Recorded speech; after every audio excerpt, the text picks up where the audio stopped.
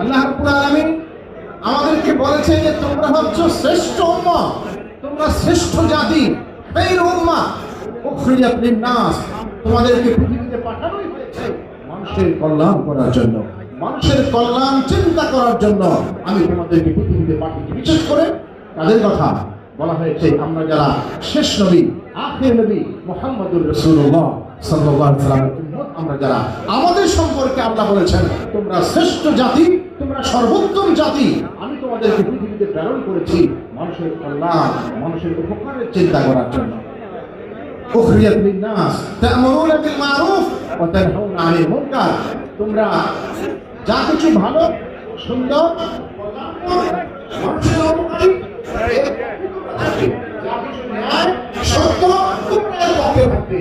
আর যা কিছু অসুন্দর, অসত্য, অন্যায়, এর বিপক্ষে তোমরা থাকবে। মুনকার থেকে তোমরা বিরত থাকবে, মানুষকেও বিরত রাখবে। আর যা কিছু ভালো, সুন্দর, এর পক্ষে তোমরা কাজ করবে। সম্মানিত হাজিরিন, এটা তো আমরা কথা